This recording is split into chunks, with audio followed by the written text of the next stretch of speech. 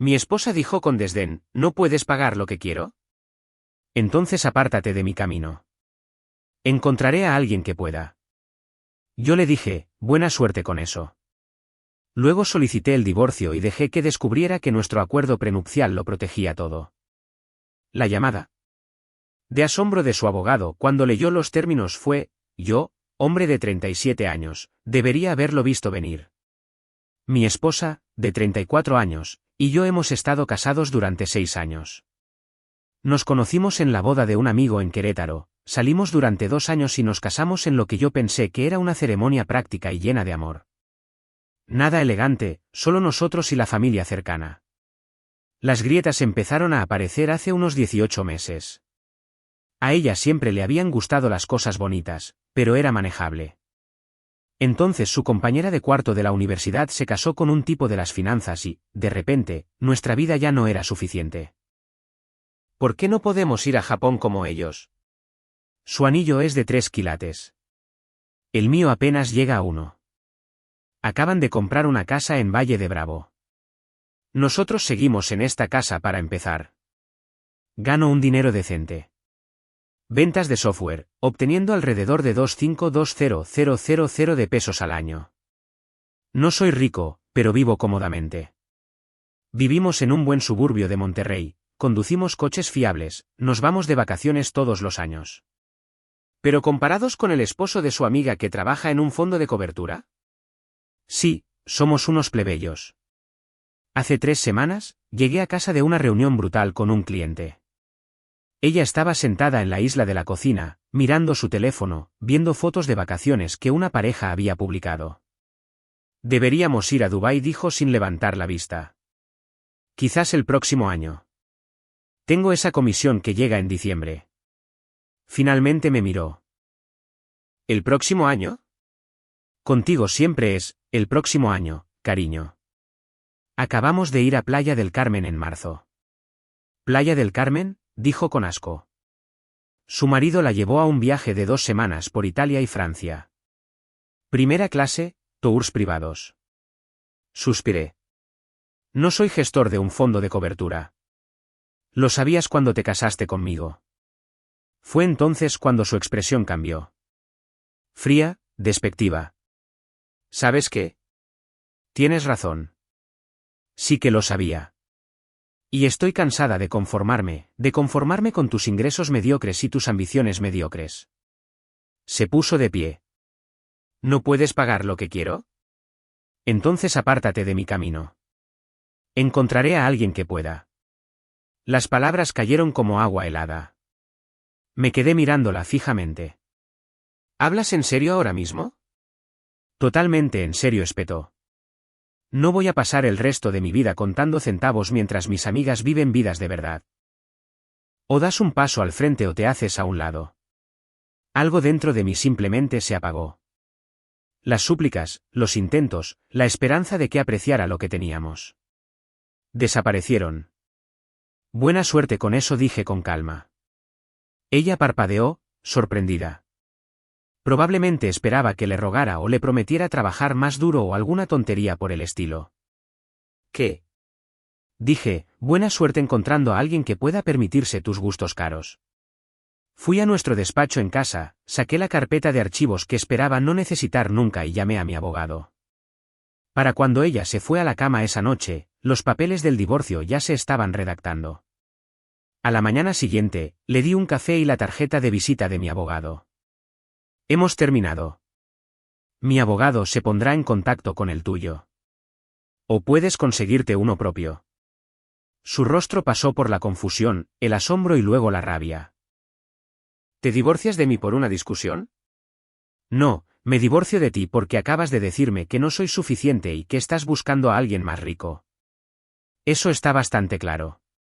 Solo estaba enfadada. ¿De verdad vas a tirar por la borda 6 años porque estaba frustrada? Me dijiste que me hiciera a un lado para que pudieras encontrar a otra persona. Me estoy haciendo a un lado permanentemente. No puedes simplemente. Sí que puedo. Los papeles se presentan hoy. Múdate o no, pero hemos terminado. Agarré mis llaves y me fui a trabajar. Mi teléfono se llenó de mensajes de texto. Los ignoré todos. Esto es lo que ella no sabía, teníamos un acuerdo prenupcial, uno sólido. Mi tío abogado insistió en ello antes de la boda. Ella lo había firmado sin leerlo realmente, emocionada con la planificación de la boda. ¿Por qué? Porque antes de conocernos, yo había heredado una suma considerable de mi abuela, unos 5.040.000 de pesos, y lo había invertido bien. Para cuando nos casamos, había crecido a unos 7.560.000 de pesos. Ese dinero se invirtió en fondos indexados y se mantuvo separado. El acuerdo prenupcial lo protegía por completo. También tenía participación en la empresa emergente en la que había estado desde antes de conocernos. Un pequeño porcentaje, pero la compañía había crecido. Eso también estaba protegido como propiedad prematrimonial. ¿Qué no estaba protegido? El capital de nuestra casa comprado después del matrimonio, nuestra cuenta de ahorro regular acumulada durante el matrimonio, mis contribuciones a mi fondo para el retiro durante el matrimonio. Ella obtendría una parte de eso. Y, sinceramente, eso era justo. Construimos eso juntos. Pero ella había estado mirando nuestro patrimonio neto total, probablemente alrededor de 1,4040000 de pesos combinados, y pensando que se iría con la mitad de todo. No tenía ni idea de los detalles del acuerdo prenupcial. Primera actualización: la reunión con el mediador se programó para 2 semanas después. Ella contrató a un abogado, un tipo que encontró en Internet, que prometía una representación agresiva. Los mensajes de texto pasaron de ser furiosos a manipuladores. ¿Podemos hablar de esto, por favor? No lo decía en serio. Solo estaba estresada. Eres mi marido. ¿Podemos superarlo? Respondí una vez, toda comunicación a través de los abogados. Su madre llamó. No contesté. Dejó un mensaje de voz sobre cómo el matrimonio es un trabajo duro, y que yo estaba rindiéndome demasiado fácilmente. Borrado. Su hermana apareció en mi oficina. El personal de seguridad la escoltó fuera cuando no quiso irse. Luego llegó la reunión con el mediador. Entré con mi abogado. Ella estaba allí con el suyo, con los ojos rojos como si hubiera estado llorando. Una parte de mí se sintió mal. Una parte pequeña. Muy pequeña. Su abogado empezó fuerte. Mi clienta solicita una división del 50% de todos los bienes matrimoniales, incluidas las cuentas de inversión, los fondos de jubilación y el capital de la vivienda. También solicitamos una pensión compensatoria de 54.000 pesos mensuales por un periodo de 3 años mientras ella regresa al trabajo a tiempo completo. Mi esposa trabajaba a tiempo parcial en una boutique, quizás 15 horas a la semana. Su carrera era más bien un pasatiempo. Mi abogado deslizó un documento sobre la mesa. Acuerdo prenupcial, firmado por ambas partes hace 6 años. La cara de su abogado no cambió, pero empezó a leer. Mi esposa parecía confundida. ¿Qué tiene que ver eso con nada?, preguntó. Su abogado siguió leyendo. Luego se detuvo. Lo leyó de nuevo. Su expresión cambió. ¿Firmaste esto? Sí, como hace 6 años antes de la boda. Son solo cosas estándar, ¿verdad? ¿Lo leíste? Bueno, lo hojeé por encima. Oh, esto era bueno. El mediador preguntó, ¿hay algún problema con la validez del acuerdo prenupcial? Su abogado suspiró. No, es sólido. Muy específico, se dirigió a mi esposa. La herencia de tu marido y su participación empresarial prematrimonial están completamente protegidas. No podemos tocarlas. Vale, pero todavía dividimos la casa y su fondo para el retiro y... La casa, sí. Una parte de sus contribuciones de jubilación durante el matrimonio, sí. Pero la cuenta de inversión. Esa es la herencia protegida, que según esta declaración está actualmente valorada en... Hizo una pausa. ¿Dijiste que vuestro patrimonio neto total era de unos 14 millones de pesos? Asentí. Y los activos protegidos son alrededor de 9360000 de pesos, dijo mi abogado con calma. La sala quedó en silencio. El rostro de mi esposa palideció. ¿Eso? Eso es más de la mitad de todo. Sí, continuó mi abogado. Los bienes matrimoniales a dividir son aproximadamente 468.0000 de pesos. Su clienta tiene derecho a la mitad de eso, aproximadamente 234.0000 de pesos, más una parte de las contribuciones al fondo para el retiro hechas durante el matrimonio, menos sus propias contribuciones de jubilación, lo que eleva su total a aproximadamente 297.0000 de pesos. Ofrecemos un pago único de pensión compensatoria de 324.000 pesos, lo que eleva su liquidación total a 329.4000 de pesos. Su abogado todavía estaba leyendo el acuerdo prenupcial. Esto es realmente generoso dadas las condiciones aquí. Mi esposa explotó. ¿Generoso? Eso es apenas nada. La cuenta de inversión se construyó durante nuestro matrimonio. No, dijo mi abogado. Se construyó antes de su matrimonio y se mantuvo separada, según el acuerdo prenupcial que usted firmó. No me importa lo que firmé. Merezco la mitad de todo. Soy su esposa. Usted era su esposa, corrigió mi abogado. Y firmó un documento legal que aparentemente no leyó. Su abogado le puso la mano en el brazo. Necesitamos hablar fuera. Salieron. El mediador parecía incómodo. Yo me quedé sentado sin sentir nada. Quizás alivio. Volvieron 15 minutos después. Sus ojos estaban hinchados. Su abogado parecía derrotado. Rechazamos la oferta. Esto es injusto y lo lucharemos en los tribunales. Mi abogado ni siquiera parpadeó. Está en su derecho. Nos vemos en el tribunal. Nos fuimos. En el aparcamiento, mi abogado se volvió hacia mí. No tienen ninguna posibilidad. El acuerdo prenupcial es hermético. Pero prepárate. Va a poner las cosas feas. ¿Cómo de feas? Es una persona con derechos adquiridos que acaba de darse cuenta de que no va a conseguir lo que pensaba. La gente así no se va en silencio. Tenía razón. Esa noche, su madre llamó desde el teléfono de ella. Contesté por accidente. Le estás robando, gritó. Te dio los mejores años de su vida. Ella me dijo que me apartara de su camino para poder encontrar a alguien más rico. No lo decía en serio. Firmó un acuerdo prenupcial. Es legal. Hemos terminado aquí. ¿La manipulaste para que firmara eso? Tuvo su propio abogado para revisarlo antes de firmar. Esta conversación ha terminado. Colgué, bloqueé el número. 2 días después, recibí una llamada de mi abogado.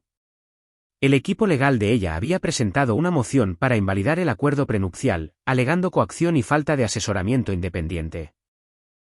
Excepto que teníamos documentación que demostraba que ella había tenido asesoramiento independiente. Un abogado que ella misma eligió revisó el acuerdo prenupcial antes de que lo firmara. Teníamos correos electrónicos que lo probaban.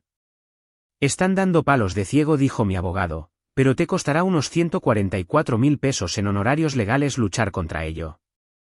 Hazlo. Segunda actualización. El juego sucio comenzó de inmediato. Primero, intentó vaciar nuestra cuenta corriente conjunta.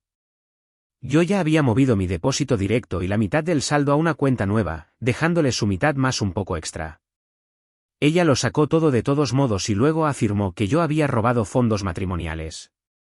Su abogado tuvo que devolver el dinero. Eps.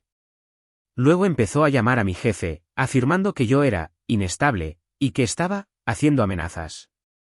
Mi jefe, que me conocía desde hacía 8 años, me llamó personalmente. Tu futura exesposa ha llamado a Recursos Humanos 3 veces hoy. Lo siento. Esto es. No te preocupes. Te conozco. Recursos Humanos te conoce. Documentamos todo y le dijimos que dejara de contactar a la empresa o tomaríamos acciones legales por acoso. Solo para que estés al tanto. A continuación, publicó en las redes sociales. No me nombró, pero cualquiera que nos conociera lo sabría. Cuando alguien te muestra quién es realmente, codicioso, desalmado, manipulador, créelo. Lo di todo por mi matrimonio y estoy siendo castigada por ello. Pero Dios ve la verdad. Los comentarios estaban llenos de sus amigas apoyándola. Algunos amigos en común me enviaron mensajes preguntando qué había pasado. No respondí. Pero su madre fue más allá. Empezó a llamar a mi familia, mi madre, mi hermana, incluso mi padre, a quien había visto 2 veces. Les dijo que estaba abusando financieramente de su hija. Mi hermana me llamó. ¿Está loca esta mujer? Dice que estás ocultando dinero. Es una larga historia. Te lo explicaré más tarde. Simplemente ignórala. Luego vino la peor parte. Su abogado presentó una moción alegando que yo había sido emocionalmente abusivo durante todo el matrimonio y que el acuerdo prenupcial debía ser invalidado porque ella lo había firmado bajo angustia emocional causada por mi comportamiento controlador. Pura basura. Pero ahora tenía que defenderme de acusaciones de abuso. Mi abogado estaba furioso. Esto entra en el terreno de la difamación. Estas acusaciones no tienen fundamento. ¿Podemos probarlo? ¿Puede ella probarlas? No. No tiene ninguna prueba. Pero aún así es lodo que están lanzando a la pared para ver si algo se pega. Tuvimos que presentar una respuesta. Tuve que escribir un relato detallado de nuestro matrimonio, demostrando que no era abusivo. Proporcionar correos electrónicos, mensajes de texto, cualquier cosa que mostrara una comunicación normal. Fue humillante. Llegó la audiencia para la moción sobre el acuerdo prenupcial. Nos sentamos frente a un juez. Su abogado presentó sus pruebas, que básicamente consistían en ella diciendo que se sintió presionada y no entendió lo que estaba firmando. Luego mi abogado presentó nuestras pruebas. Una cadena de correos electrónicos que mostraba que ella había pedido una recomendación de un abogado para revisar el acuerdo prenupcial. Una factura de ese abogado que mostraba que pagó por 3 horas de revisión del acuerdo prenupcial. Su firma en un documento reconociendo que había revisado el acuerdo prenupcial con asesoramiento independiente. El propio abogado, testificando a través de Zoom que le había explicado todo y ella dijo, está bien. Solo estoy emocionada por casarme. El juez tardó quizás 10 minutos. Moción denegada. El acuerdo prenupcial es válido. Si no hay otras disputas legítimas, sugiero que ambas partes resuelvan esto rápidamente. Mi esposa comenzó a llorar a gritos. Su abogado parecía avergonzado. Fuera de la sala del tribunal, se me acercó. No físicamente, sino verbalmente. ¿Planeaste esto? ¿Me tendiste una trampa? No, simplemente no leíste lo que firmaste. Confié en ti. Y yo confié en que no me dirías que me apartara de tu camino para que pudieras encontrar a alguien más rico. Supongo que ambos cometimos errores. Su madre intervino. Te vas a arrepentir de esto. Podría haber tenido a cualquiera y te eligió a ti.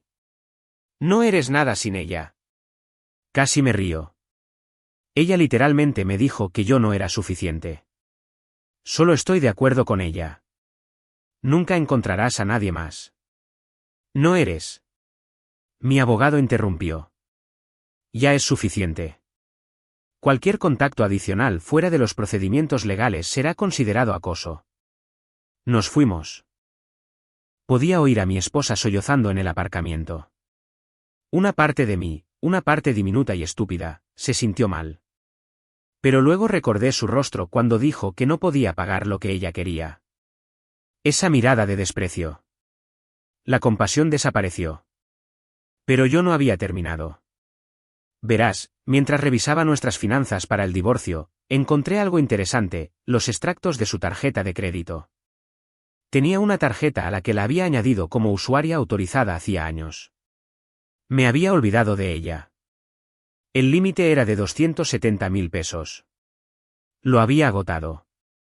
Los pagos mínimos se hacían automáticamente desde nuestra cuenta conjunta, así que nunca me di cuenta. 270.000 pesos en cargos durante los últimos 8 meses. Bolsos de diseñador, cenas caras con amigas, fines de semana en spas. Todo mientras se quejaba de que no podíamos permitirnos buenas vacaciones. Le llevé los extractos a mi abogado. Esto es deuda matrimonial, dijo. Pero como está en tu tarjeta, técnicamente eres responsable. Pero ella hizo los cargos sin decírmelo. No importa. Le diste acceso.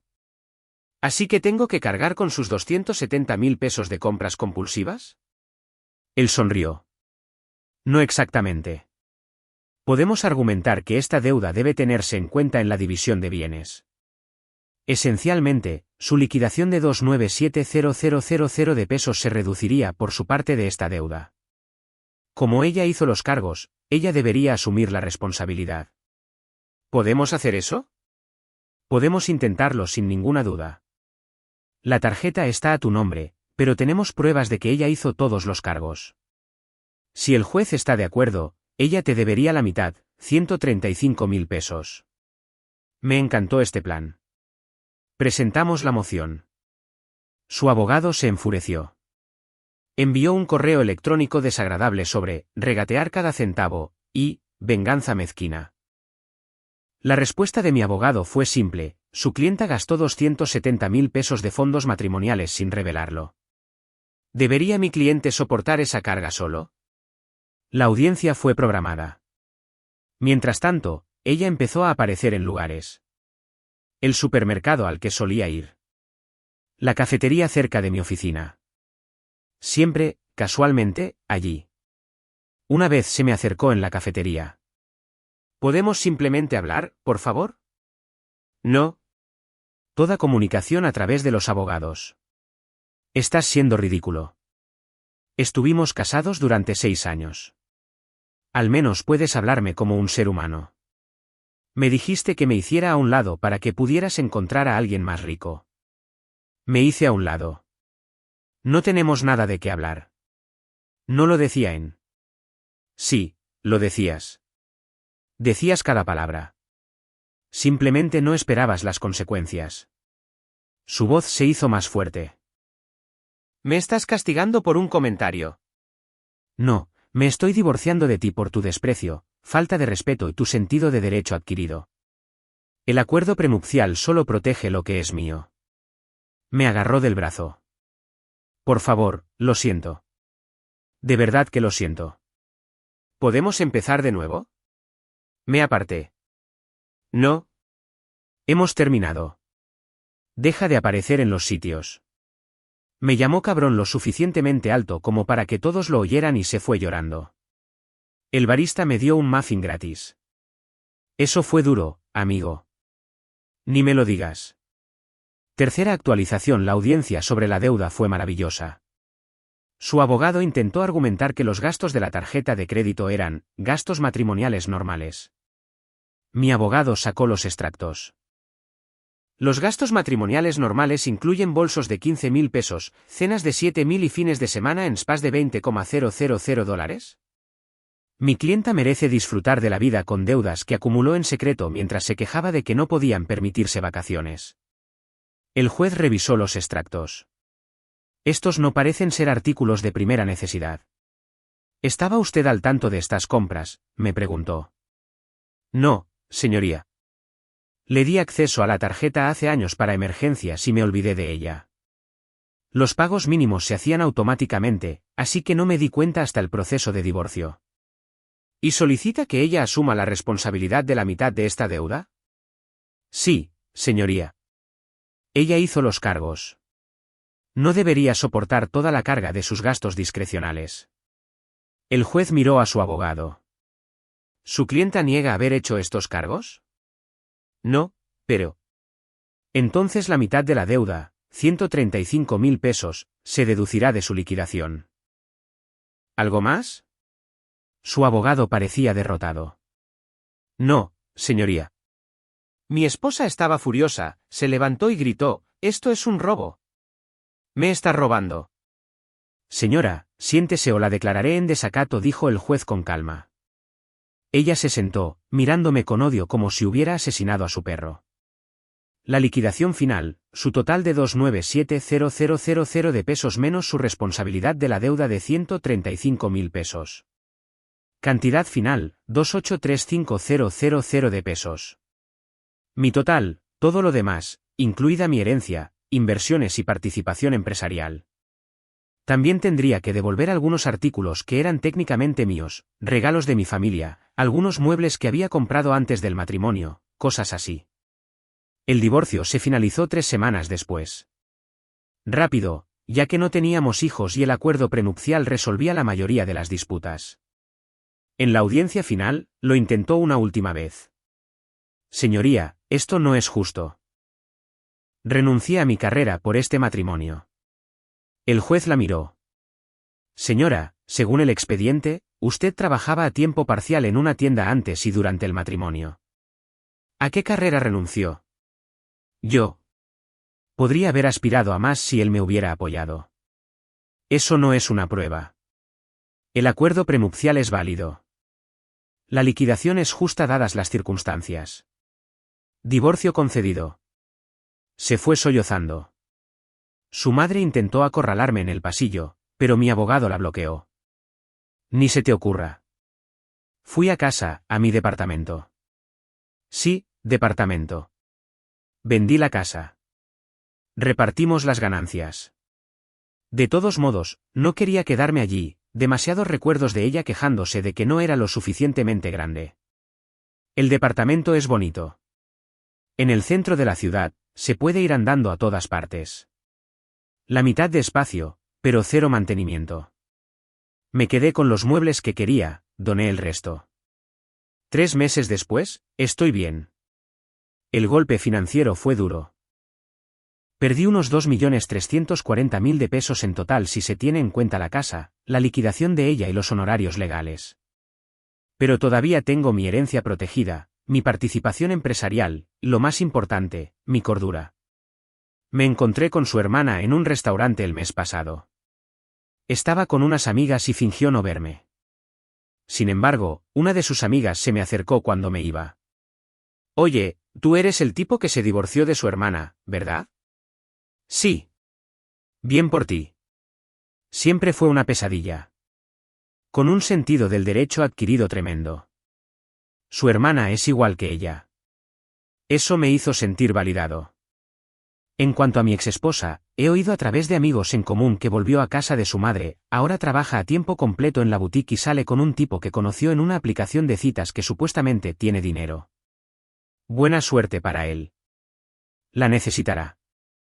Su madre me envió un último mensaje de texto desde un número nuevo. Le arruinaste la vida. Está luchando por tu culpa. Respondí, ella me dijo que me apartara para poder encontrar a alguien que pudiera permitírsela. Me aparté. Debería estar dándome las gracias. Luego bloqueé el número. La cuestión es que no me arrepiento del divorcio. Ni un poco. Sí, me costó dinero. Sí, fue estresante. Pero no voy a pasar el resto de mi vida con alguien que me ve como una decepción porque no soy millonario. El acuerdo prenupcial no se trataba de ser vengativo, se trataba de proteger lo que yo había construido antes de que ella llegara.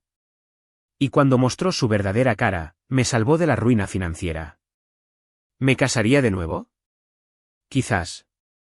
Pero la próxima vez, prestaré atención a las señales antes. Las comparaciones constantes, la insatisfacción, el sentimiento de derecho adquirido. Esas cosas no mejoran, empeoran. A cualquiera que lea esto, si tu pareja te dice que no eres suficiente, créela. No intentes hacerle cambiar de opinión. No trabajes más duro para demostrar tu valía. Simplemente acepta que sois incompatibles y sigue adelante.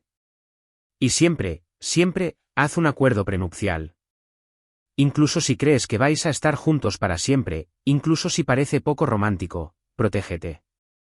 Porque la persona que te ama hoy podría ser la persona que se burle de ti mañana por no ser lo suficientemente rico. Confía en mí en eso. Historia 2. Ella lloró. No es mi culpa que me enamorara de tu mejor amigo, así que cancelé la boda y desaparecí. Ahora él la engañó. Ella es desdichada y su familia está suplicando mi perdón. A veces, las personas más cercanas a ti se convierten en extraños antes de que siquiera te des cuenta de que han cambiado. Y, en retrospectiva, debería haber confiado en mis instintos antes. Soy Javier, de 29 años, y trabajo como ingeniero de sistemas eléctricos aquí en Monterrey. Soy el tipo de hombre que lee manuales de equipos por diversión y que realmente disfruta solucionando problemas de sistemas eléctricos complejos. Hace 5 años, Conocí a Sofía en una conferencia del sector donde ella representaba a su empresa de marketing, y me sentí inmediatamente atraído por su energía. Tenía esa cualidad magnética que hacía que todos en la sala gravitaran hacia ella, esa risa espontánea que podía iluminar cualquier conversación, y la forma en que hablaba de su trabajo hacía que hasta las campañas de marketing más mundanas sonaran como obras maestras creativas. Pensé que había encontrado a mi persona, alguien que equilibraba mi naturaleza metódica con una calidez y ambición genuinas. La apoyé durante 3 despidos diferentes de varias empresas de marketing, viéndola recuperarse cada vez con una determinación que yo admiraba genuinamente.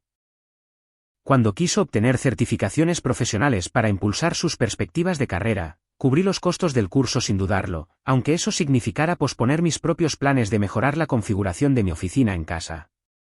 Cuando su madre necesitó una cirugía de emergencia el año pasado, liquidé toda mi cartera de inversiones para ayudar con las facturas médicas porque eso es lo que se hace por la familia. Y Sofía lloró de gratitud en mis brazos esa noche. Creía que estábamos construyendo algo real juntos, algo que duraría a pesar de cualquier desafío que la vida nos presentara. Nuestro grupo de amigos se centraba en carnes asadas de fin de semana en mi casa, donde había instalado un elaborado sistema de cocina al aire libre que se convirtió en el lugar de reunión perfecto. Fue allí donde noté por primera vez el cambio en el comportamiento de Sofía. Sutil al principio, pero cada vez más obvio a medida que pasaban los meses. Sofía comenzó a hacer comentarios mordaces sobre Bruno, mi mejor amigo desde la universidad, que trabajaba como fotógrafo de aventuras independiente y vivía de una manera completamente diferente a la nuestra. Mientras yo asaba carne y hablaba de las tasas hipotecarias o de las nuevas mejoras de eficiencia energética que estaba instalando, ella estaba pendiente de cada palabra de la última expedición de escalada de Bruno o de su viaje en motocicleta por la Sierra Gorda. Bruno realmente sabe cómo abrazar las posibilidades de la vida, decía ella, mirándolo con una expresión que yo solía pensar que reservaba para mí, sus ojos iluminándose de una manera que me revolvía el estómago. Bruno vivía de cheque en cheque, durmiendo en los sofás de amigos entre trabajos de fotografía, sobreviviendo con fideos instantáneos y café de gasolinera. Pero Sofía comenzó a describir su estilo de vida como auténtico e intransigente, mientras que el mío se convirtió en predecible y seguro. Empecé a notar cómo se posicionaba cerca de él durante las conversaciones grupales, cómo se reía un poco más fuerte de sus historias sobre dormir bajo las estrellas o capturar fotos del amanecer desde picos de montañas al alba. El contraste se hizo dolorosamente obvio. Yo representaba la seguridad, la rutina y la planificación para el futuro, mientras que Bruno encarnaba la libertad, la creatividad y el vivir el momento. Me dije a mí mismo que estaba siendo paranoico, que apoyar los sueños de los amigos era simplemente parte de quien era Sofía. Pero la forma en que lo miraba contaba una historia diferente. En el fondo, sentía que algo se movía en los cimientos de lo que habíamos construido juntos, como ver un circuito cuidadosamente construido perdiendo energía lentamente. La mujer que solía acurrucarse conmigo los domingos por la mañana, planeando nuestro futuro y hablando de la casa que compraríamos, se estaba volviendo distante de maneras que me oprimían el pecho de preocupación y hacían que mi mente se acelerara con posibilidades que no quería considerar. Durante nuestro periodo de compromiso de 18 meses, el comportamiento de Sofía pasó de una admiración sutil a una priorización flagrante de Bruno sobre nuestra relación. Y yo lo observé suceder con las habilidades de observación metódica que me servían bien en mi trabajo de ingeniería. La planificación de la boda, que debería haber sido emocionante para ambos, se convirtió en una fuente de tensión constante, ya que Sofía encontraba excusas para saltarse nuestras citas programadas que yo había coordinado cuidadosamente en torno a nuestros horarios de trabajo. Reservábamos catas de pasteles con semanas de antelación, y ella cancelaba en el último minuto para asistir a las exposiciones improvisadas de la galería de Bruno de su fotografía de exteriores, alegando que era una red de contactos esencial para su avance profesional en el espacio del marketing creativo. Me sentaba solo con los proveedores de la boda tomando decisiones sobre flores, música y opciones de menú que deberían haber sido nuestras juntos, mientras ella publicaba historias de Instagram desde galerías de arte con leyendas como, apoyando a artistas reales que capturan la belleza auténtica, y, finalmente encontré a alguien que entiende la visión creativa. La ironía de que tuviera más entusiasmo por el pasatiempo de fotografía aficionada de Bruno que por planificar nuestra boda real no pasó desapercibida para mí. Descubrí sus hábitos de enviar mensajes de texto a altas horas de la noche por accidente cuando su teléfono se iluminó a las 2 de la mañana con el nombre de Bruno, mensaje tras mensaje que ella escondía rápidamente cuando yo me movía en la cama a su lado. La frecuencia aumentó hasta el punto en que le respondía durante nuestras conversaciones en la cena, riéndose de sus mensajes mientras apenas reconocía mis intentos de discutir nuestro próximo recorrido por el lugar o las decisiones del catering. Las crípticas historias de Instagram se volvieron más frecuentes y directas, presentando fotos de puestas de sol desde lugares que nunca había visitado con ella, siempre etiquetadas con leyendas filosóficas como, algunas almas entienden el arte de vivir plenamente, o la aventura llama a aquellos lo suficientemente valientes para responder, o, la conexión real trasciende los límites convencionales. Cuando le pregunté sobre estas misteriosas ubicaciones de fotos durante el desayuno una mañana, ella desviaba la conversación con respuestas vagas sobre explorar la inspiración creativa o expandir su perspectiva artística para proyectos de trabajo, pero nunca pudo explicar cómo la fotografía de montaña se relacionaba con la comercialización de servicios corporativos. Mi ascenso a ingeniero de sistemas senior requirió trabajo temporal de fin de semana en un importante proyecto de infraestructura, algo que le expliqué detalladamente a Sofía como un sacrificio a corto plazo para nuestra estabilidad financiera a largo plazo y la capacidad de pagar la boda que ella quería. En lugar de apoyar este avance profesional que beneficiaría nuestro futuro juntos, ella usó mi ausencia como una oportunidad para unirse a Bruno en expediciones fotográficas a lugares de la Sierra Gorda en los que nunca había mostrado interés durante nuestros 5 años juntos. Llegaba a casa agotado de jornadas de 12 horas instalando complejos sistemas eléctricos en instalaciones industriales, solo para encontrarla con las maletas hechas y lista para otro fin de semana de aventura con Bruno, su emoción palpable de maneras que nunca lo fue durante nuestras tranquilas veladas juntos. Las fotos que publicaba de estos viajes me revolvían el estómago con sus implicaciones íntimas, siluetas de dos figuras viendo puestas de sol, manos casi tocándose mientras señalaban vistas de montañas, composiciones que parecían deliberadamente románticas a pesar de sus afirmaciones de amistad inocente y red de contactos profesional. Los comentarios de sus amigos comenzaron a aparecer y hacían la situación aún más obvia, cosas como, ustedes dos se ven tan naturales juntos, y Bruno saca un lado tan diferente de ti, a los que ella daba me gusta y respondía con entusiasmo. El descubrimiento más doloroso fue su anillo de compromiso, que había empezado a dejar atrás durante estas aventuras al aire libre, afirmando que estorbaba con el equipo de escalada y fotografía de naturaleza. Lo encontré en el mostrador de nuestro baño un domingo por la mañana mientras ella ya se había ido a otra expedición de la que me enteré por las redes sociales en lugar de por comunicación directa de mi propia prometida. Cuando la confronté sobre el anillo, se puso a la defensiva y me acusó de ser posesivo y controlador, diciendo que las relaciones reales se construían sobre la confianza, no sobre requisitos de joyería o símbolos materiales de propiedad.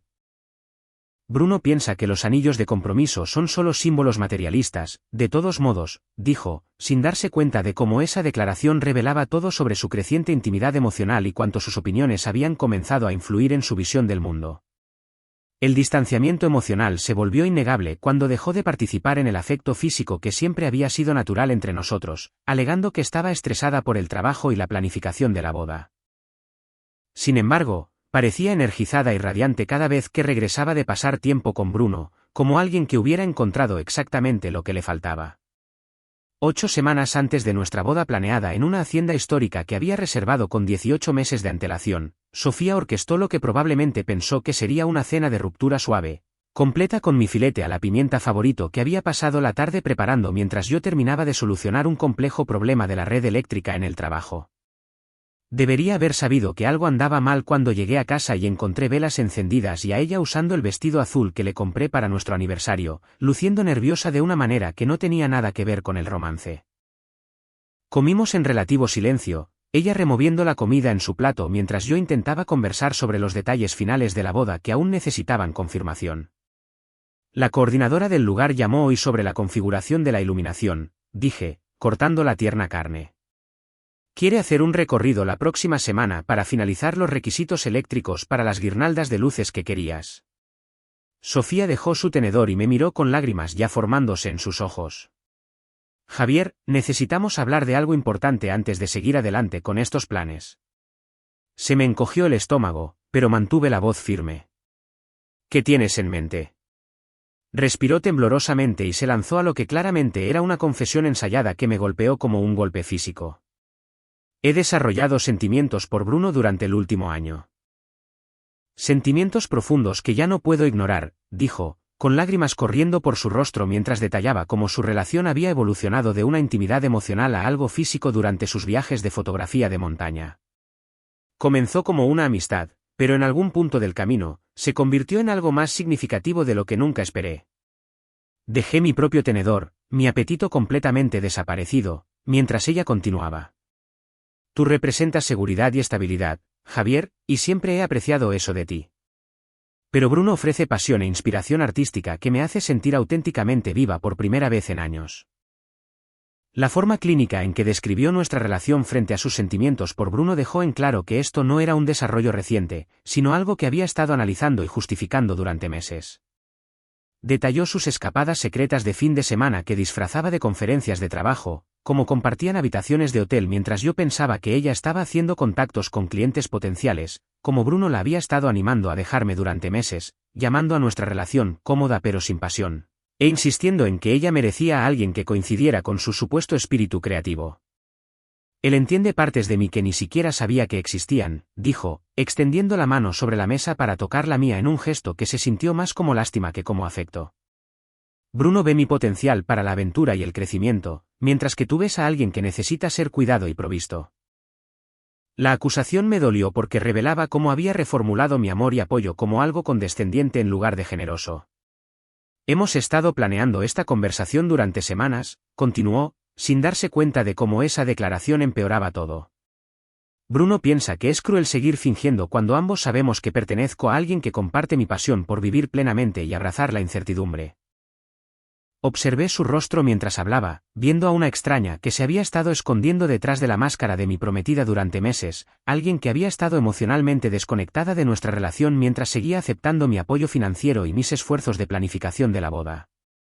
Cuando terminó su confesión, tuvo la audacia de sugerir que yo podría pagar fácilmente las tarifas de cancelación ya que yo era siempre tan práctico con el dinero, como si mi estabilidad financiera fuera un defecto de carácter en lugar de algo que la había beneficiado constantemente a lo largo de nuestra relación.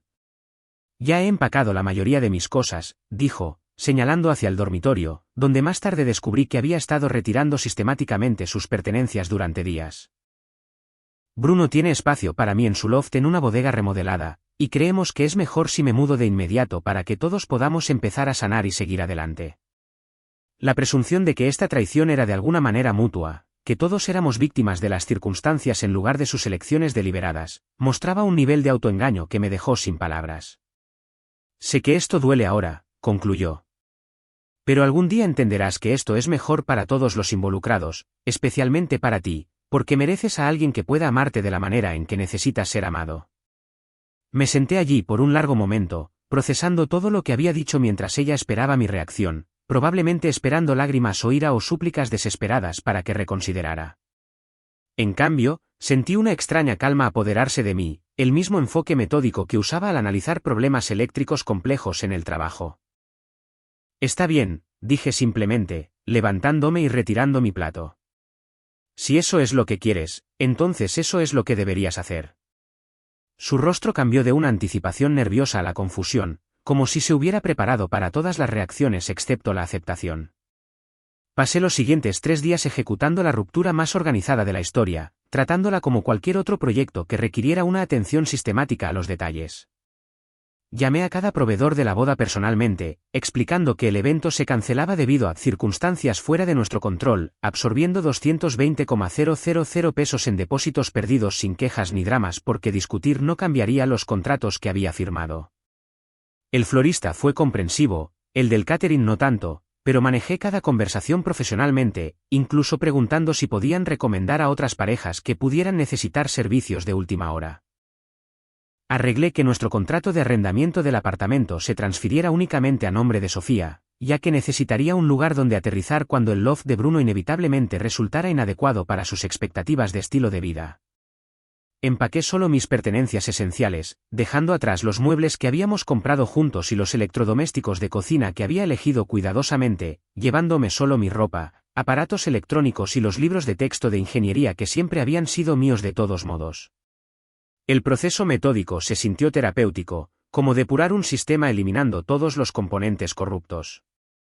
Ejecuté un bloqueo completo de las redes sociales bloqueando tanto a Sofía como a Bruno en todas las plataformas, no por ira, sino para evitar la inevitable exhibición pública de su nueva relación que no tenía ningún interés en presenciar.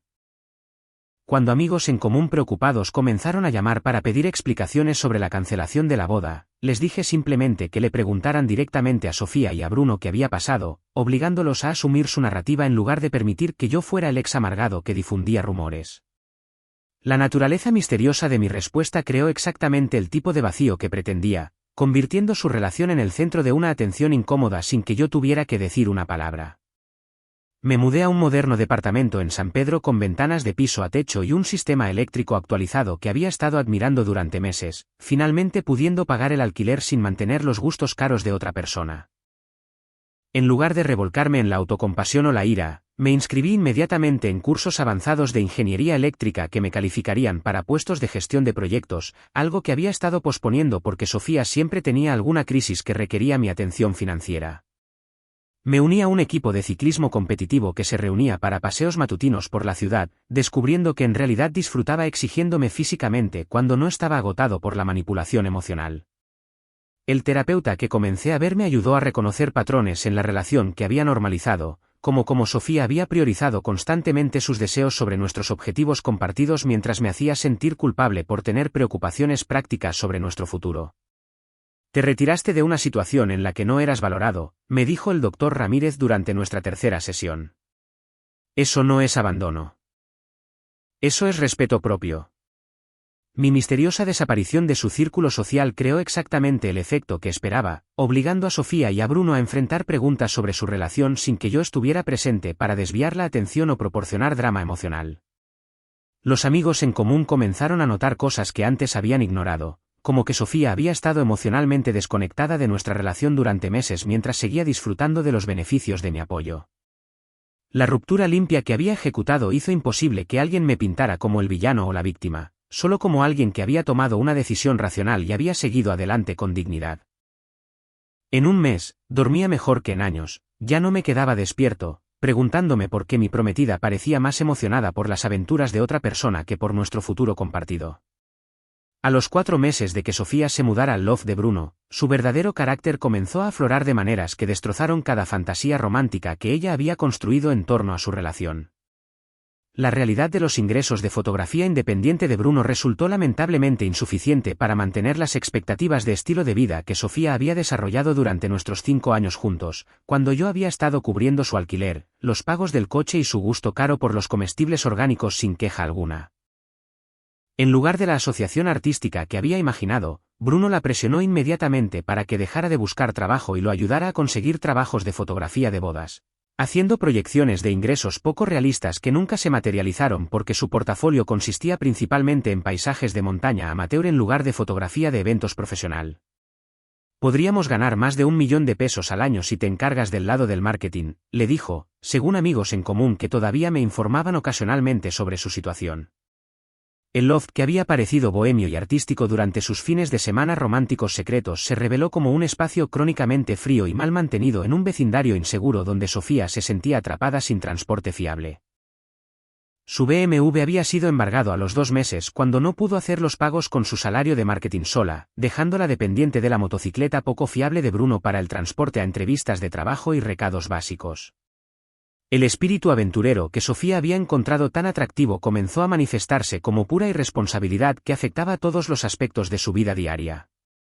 Bruno desaparecía durante días en asignaciones de fotografía sin una comunicación clara sobre cuándo volvería, dejando a Sofía aislada en el almacén sin coche, con pocos comestibles y una creciente ansiedad sobre su situación financiera. Llamaba a sus amigos frenéticamente cuando él llevaba 3 días desaparecido persiguiendo la toma perfecta del amanecer en algún lugar remoto, admitiendo que la espontaneidad que una vez encontró emocionante ahora se sentía como abandono y negligencia. Las románticas escapadas a la montaña se convirtieron en viajes de trabajo donde ella cargaba el equipo mientras él se concentraba por completo en obtener tomas para su Instagram, tratándola más como una asistente no remunerada que como una pareja amada. No planea nada, se quejó a su hermana, quien más tarde compartió esto con amigos en común. Estaremos en medio de la nada sin comida, sin señal de celular y sin un plan de respaldo porque Bruno piensa que la planificación arruina la experiencia auténtica. La relación se volvió genuinamente tóxica cuando Bruno comenzó a coquetear abiertamente con sus modelos de fotografía, mujeres jóvenes que lo contrataban para sesiones de retratos al aire libre que a menudo se extendían a viajes de campamento nocturnos a los que Sofía no era invitada a unirse. Su justificación era siempre la integridad artística y la libertad creativa, afirmando que los celos eran una emoción burguesa que impedía a los verdaderos artistas alcanzar su potencial. Comenzó a tener múltiples aventuras, incluida una traición particularmente devastadora con una novia cuya boda había sido contratado para fotografiar, llevando a la mujer de regreso a su loft mientras Sofía visitaba a su madre durante el fin de semana. Cuando Sofía lo confrontó sobre la aventura después de encontrar evidencia en su equipo de cámara, Bruno se volvió emocionalmente manipulador de maneras que hacían que mi enfoque práctico para la resolución de problemas pareciera suave en comparación. «Te estás volviendo tan pegajosa y aburrida como Javier», le dijo durante su pelea, según lo que ella compartió más tarde durante sus desesperados intentos de volver a conectar conmigo. «Pensé que entendías que el amor verdadero no viene con demandas posesivas y expectativas burguesas sobre la monogamia». La amenazó con echarla del almacén si no podía manejar su libertad artística, sabiendo que no tenía a dónde ir y ningún ingreso fiable para mantenerse de forma independiente. La manipulación psicológica se intensificó cuando comenzó a compararla desfavorablemente con otras mujeres, diciéndole que había ganado peso y perdido la energía espontánea que lo había atraído inicialmente, sugiriendo que sus quejas sobre su comportamiento demostraban que no estaba lo suficientemente evolucionada para su relación poco convencional. «Quizás simplemente no estás hecha para este estilo de vida», le decía cuando ella expresaba necesidades básicas de seguridad o comunicación. «Javier probablemente te aceptaría de vuelta si te disculparas adecuadamente y prometieras ser más agradecida por lo que tenías». La ironía de que Bruno me usara como una amenaza para mantener a Sofía sumisa no pasó desapercibida para nadie que conociera la situación, pero para entonces ella estaba demasiado rota emocionalmente y desesperada financieramente para ver la manipulación con claridad. Después de que Bruno la abandonara, tras una pelea particularmente volátil sobre su última aventura con una instructora de yoga cuyo portafolio de Instagram había sido contratado para fotografiar, Sofía lanzó una campaña cada vez más frenética para volver a conectar conmigo que reveló la profundidad de su desesperación y la completa falta de autoconciencia sobre lo que había hecho. El primer contacto llegó a través de mensajes de texto cuidadosamente elaborados que comenzaron a llegar a mi número de oficina que de alguna manera había obtenido de papeles viejos, comenzando con preguntas aparentemente casuales sobre mi bienestar que rápidamente se intensificaron en confesiones detalladas sobre sus errores. «Javier, sé que no merezco tu atención, pero necesito que sepas que Bruno fue emocionalmente manipulador desde el principio», escribió en un mensaje de 3 párrafos. «Me aisló de mis amigos y me hizo cuestionar mi propio juicio sobre cómo debería ser el amor. Y ahora me doy cuenta de lo estable y cariñoso que siempre fuiste». Los mensajes enfatizaban mis cualidades positivas mientras se retrataba a sí misma como una víctima de la manipulación psicológica de Bruno en lugar de alguien que había tomado decisiones deliberadas para traicionar nuestra relación y abandonar nuestro futuro compartido. Cuando no respondía a sus mensajes de texto después de 2 semanas de intentos cada vez más desesperados, pasó a dejar mensajes de voz en mi teléfono de casa que detallaban sus problemas financieros, su falta de vivienda y su completo aislamiento de antiguos amigos que la habían juzgado duramente por la aventura. «Estoy durmiendo en mi coche algunas noches porque no puedo pagar el alquiler en ningún lado», dijo en una grabación particularmente patética. «Bruno se llevó todo el dinero que ganamos de los pocos trabajos de fotografía que conseguimos juntos, y ahora ni siquiera puedo pagar la comida o la gasolina para ir a entrevistas de trabajo». Los mensajes de voz revelaron que todo su sistema de apoyo se había derrumbado, en parte porque había quemado puentes con amigos que intentaron advertirle sobre la reputación de Bruno, y en parte porque se había vuelto tan dependiente financieramente que no tenía recursos para reconstruir su vida de forma independiente. Su familia se unió a la campaña de presión cuando sus esfuerzos individuales no lograron generar ninguna respuesta de mi parte, con su madre y su hermana llamando a mi lugar de trabajo repetidamente e incluso apareciendo en el edificio de mi condominio en el centro para defender el caso de Sofía con tácticas cada vez más agresivas. «Los hombres de verdad perdonan a la mujer que aman», declaró su madre cuando me acorraló en el vestíbulo una noche, claramente habiendo esperado durante horas.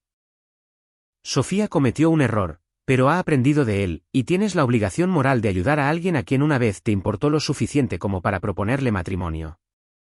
Su hermana fue más directa, diciéndome que Sofía estaba teniendo ataques de pánico y no podía dormir, sugiriendo que mi negativa a responder era cruel y vengativa en lugar de un límite razonable después de haber sido traicionado y humillado. La presión familiar reveló cuán completamente malentendían la situación, tratando las elecciones de Sofía como un lapso temporal de juicio en lugar de una traición deliberada que había durado meses e implicado una extensa planificación y engaño.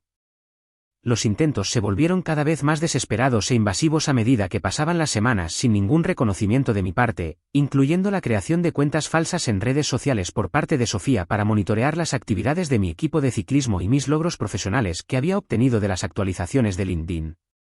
Envió regalos caros a mi oficina con notas escritas a mano suplicando solo una conversación para explicar todo y pedir tu perdón, aparentemente usando tarjetas de crédito para financiar estos gestos a pesar de afirmar estar financieramente en la indigencia.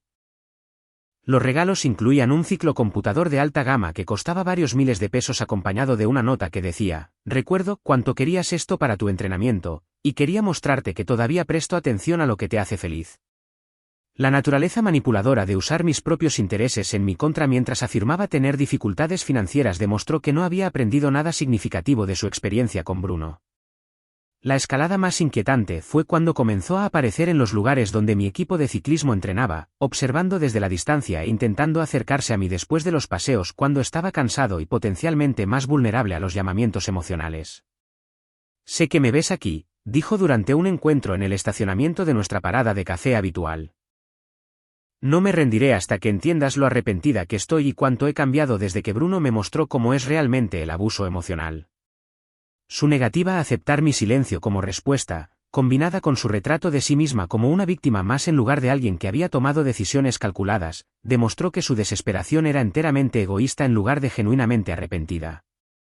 El encuentro culminante ocurrió en la boda de nuestro amigo en común Daniel en un resort a la orilla del lago de Chapala, 18 meses después de que Sofía hubiera salido de mi vida, y yo aparecí como el hombre seguro y visiblemente próspero en el que me había convertido a través del crecimiento personal deliberado y la terapia. Había sido invitado como el compañero de cuarto de la universidad de Daniel, mientras que Sofía asistió como invitada de última hora de alguien, luciendo desgastada y desesperada de una manera que hizo que varias personas preguntaran si se sentía bien. Me vio durante la recepción de cóctel e inmediatamente me acorraló cerca del bar, su acercamiento tan directo que otros invitados se dieron cuenta y nos dieron espacio, probablemente esperando un drama. Javier, gracias a Dios que estás aquí, dijo, con lágrimas ya formándose mientras lanzaba su súplica final sin ningún preámbulo ni charla trivial. He estado tratando de contactarte durante meses porque necesito que entiendas lo que realmente sucedió con Bruno y cómo me manipuló por completo para pensar que nuestra relación me estaba frenando. Su táctica inicial combinaba lágrimas falsas con una desesperación genuina mientras detallaba su actual situación de pesadilla, viviendo con su madre de nuevo y trabajando en el comercio minorista por el salario mínimo mientras luchaba por reconstruir su vida desde cero. Bruno destruyó todo lo bueno en mi vida, y ahora me doy cuenta de que eras la única persona que alguna vez me amó de verdad por quien era, continuó, alcanzando mi brazo en un gesto que se sintió calculado en lugar de espontáneo. Era joven y estúpida y me dejé engañar por completo por sus mentiras sobre la aventura y la autenticidad, pero tú estabas construyendo algo real con alguien que no merecía tu dedicación.